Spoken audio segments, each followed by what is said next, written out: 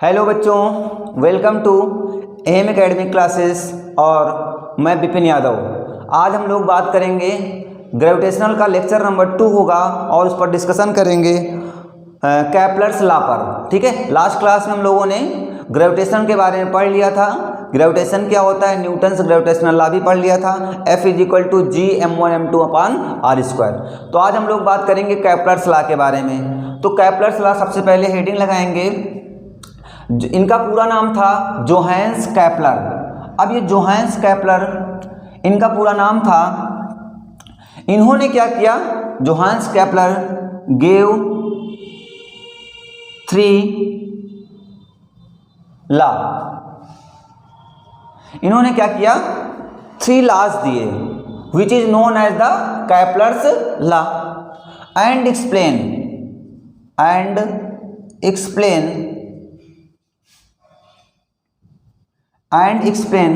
the motion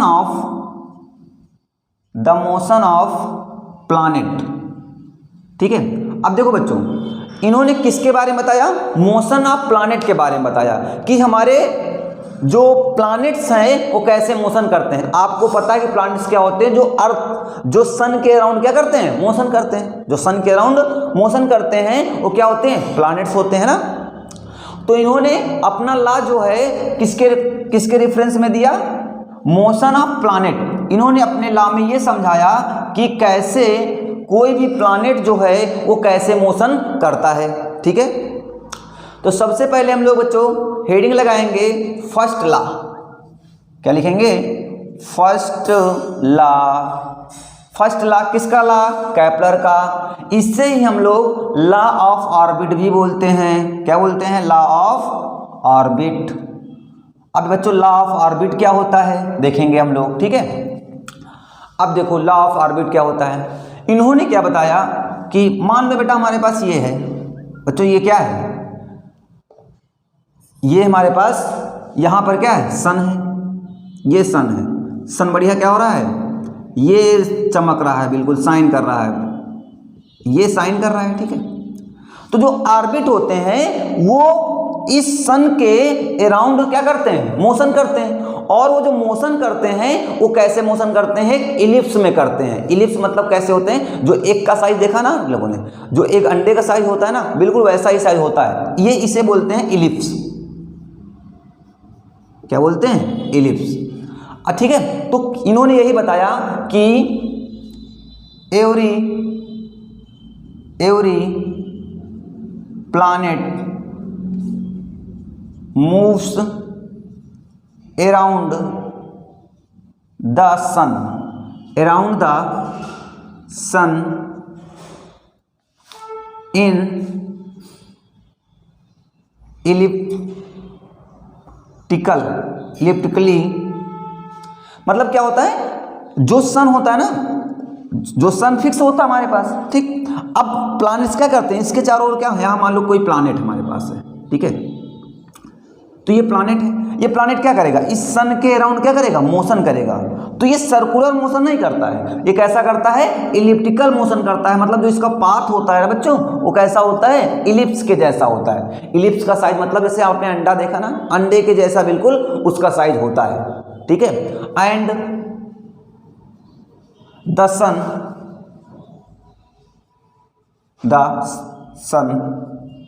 is in the focus.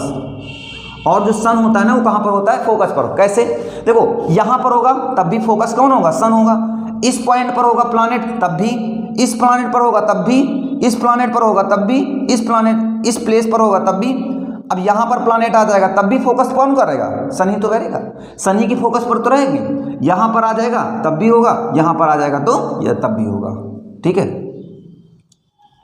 बात समझ में आ गई कि जो फर्स्ट लॉ क्या कहता है कि सभी के सभी प्लैनेट्स जो होते हैं, all planets moves around the sun in the elliptically. मतलब क्या होता है कि इलिप्स के शेप में वो सभी प्लैनेट्स क्या करते हैं, उसके अराउंड मोशन करते रहते हैं, मोशन करते रहते हैं, घूमते रहते हैं, घूमते रहते हैं, घूमते रहते हैं। इससे ही हम लोग क्या बोलते हैं, फर्स्ट लॉ ऑफ कैपलर या कैपलर्स फर्स्ट लॉ, या इसे एक नाम से और जानते हैं लॉ ऑफ ऑर्बिट। ये किसकी ऑर्बिट है? सन की ऑर्बिट है। तो सन की ऑर्बिट में क्या करते हैं? ये इलिप्टिकली मोशन करते रहते हैं।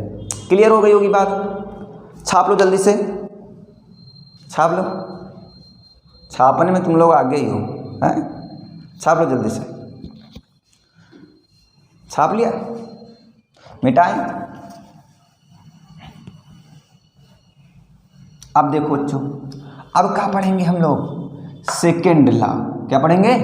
Second law. देखो, सेकेंड लॉ ऑफ, या सेकेंड लॉ ऐसे पढ़ोगे, second law, Kepler's second law. अब इसे हम लोग बोलते हैं, सेकेंड लॉ को क्या बोलते हैं? Law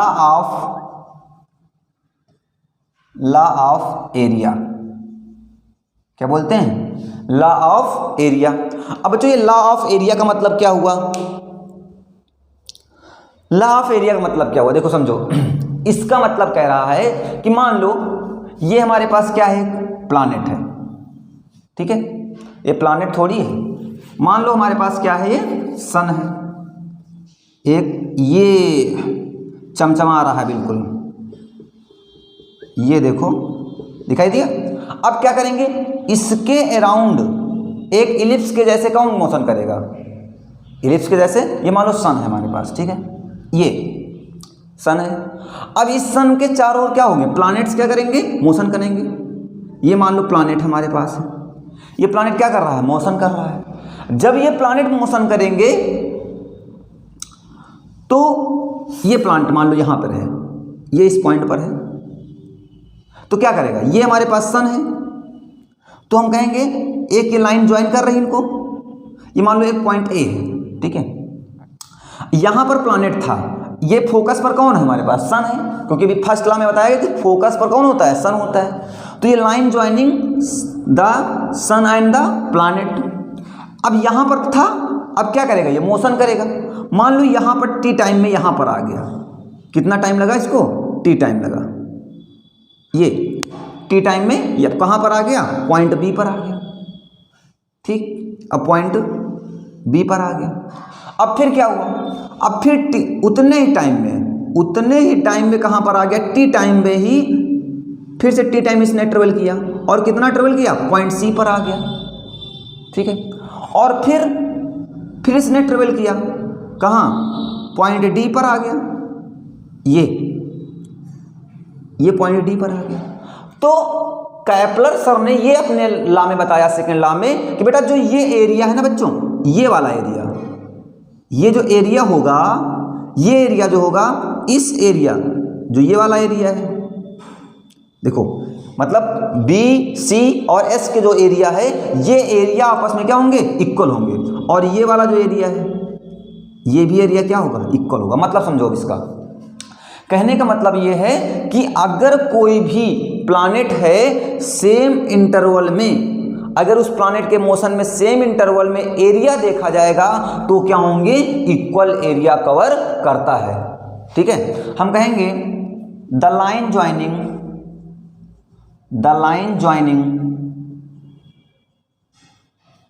sun and planet, the line joining sun and the planet covered equal area in equal interval of time, in equal interval of time. कोई भी प्लैनेट होता है इक्वल इंटरवल में क्या करता है? इक्वल डिस्टेंस क्या करता है? कवर, डिस्टेंस नहीं कह सकते हम यहाँ पे, एरिया खाएंगे, एरिया कवर करता है, ठीक है? चलो देखो, मान लो यहां पर था हमारे पास, ठीक है? ये था, ये इतना एरिया, और एक पॉइंट कहां पर आ गया? ये सी पर आ गया, ये पॉइंट कहां पर आ गया? डी पर आ गया। तो यहां से यहां तक भी कितना टाइम लगा इसको? टी टाइम लगा। और यहां से यहां तक भी कितना टाइम लगा? टी टाइम लगा। तो क्या बताया इन्होंने? कहा कि हम कह सकते हैं कि area of, let us consider a planet at first is at point A, after t time it cover the it at point B, after फिर से t after again t time it will be at point C, and after t time it point will be D. तो in this condition the area of the planets covered by the same interval will be equal. Okay हम कहेंगे area of क्या, S A B equal to area of S B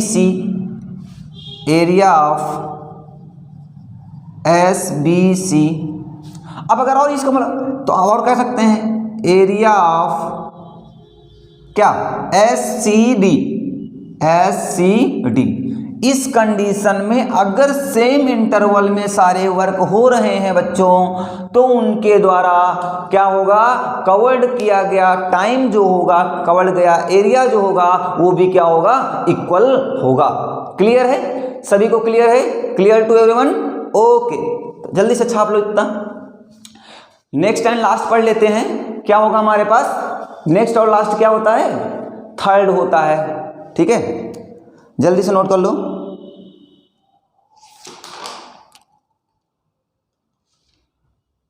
third वाला note कर लो, मिटाएं।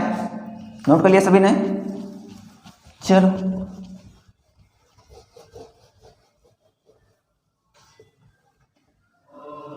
अब देखो अब बात करेंगे थर्ड लॉ की। किसकी बात करेंगे? थर्ड लॉ की। थर्ड लॉ को हम बोलते हैं law of period. Law of period. अब ये लॉ ऑफ पीरियड क्या होता है बच्चों? मान लो, देखो लॉ ऑफ पीरियड क्या कहता है, अगर मान लो टी क्या होता है? टाइम होता है। ठीक है, ये क्या होता है? मान लो सन है हमारे पास, ये सन है, यहाँ पे साइन कर रहा होगा, ये चमक रहा, देखो। ठीक है, अब बच्चों देखो, इससे हम एक ये लाइन खींच सकते हैं और एक लाइन ये ड्रा कर सकते हैं। ठीक है, अब ये जो पार्ट हुआ, इसे हम बोलते हैं, इस पार्ट को बोलते हैं, इस पार्ट को हम लोग बोलते हैं, जो हॉरिजॉन्टल वाली है, इसे बोलते हैं माइनर एक्सिस। क्या बोलते हैं? Minor axis. और इसे क्या बोलते हैं? Major axis. क्या बोलते हैं? Major axis. देखो, क्योंकि ये मेजर पार्ट है, ये क्या है? मेजर पार्ट है। तो क्या होता है समझो, हमने माना ये मेजर कितना है? मेजर पार्ट कितना है? आर। इतना आर होगा, इतना भी कितना होगा? आर होगा। आर क्या हो जाएगा? टोटल कितना हो जाएगा? 2r हो जाएगा। ठीक है, क्लियर? अब देखो, तो जो the time taken to complete one revolution by the planet, तो टाइम टेकन का स्क्वायर जो होगा वो डायरेक्टली प्रोपोर्शनल होता है किसके? Major axis of the ellipse. Major axis cube होता, सॉरी क्या होता है? Cube of the major axis of the ellipse. ठीक है, अब यहां से प्रोपोर्शनल का साइन हटेगा बच्चों, क्या आएगा? एक कांस्टेंट आता, सभी को पता है, हमने कहा कांस्टेंट क्या है? के। तो क्या हो जाएगा? आर क्यूब हो जाएगा। तो टी स्क्वायर ये मल्टीप्लाई में है तो इधर डिवाइड में आ जाएगा, तो upon R cube equal to क्या हो जाएगा? के को हम लोग क्या बोलेंगे? कांस्टेंट। ये होता है कौन सा? Third law.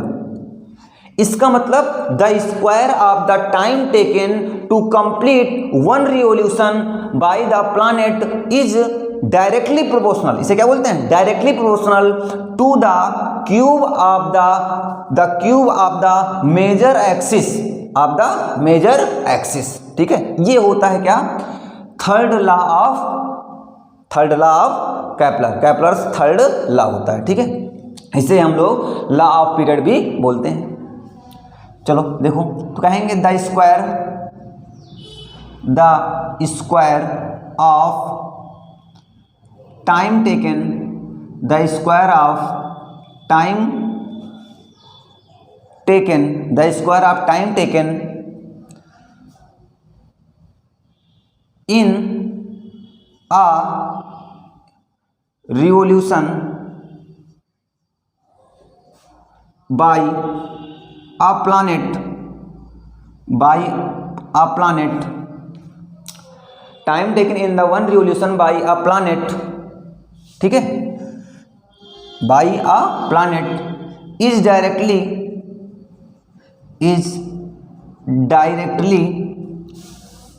proportional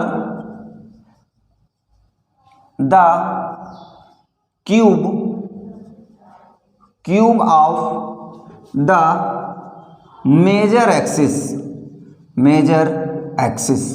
ठीक है। बात समझ में आ गई कि ये जो होता है क्या होता है, मेजर एक्सिस का क्या होता है, उसी का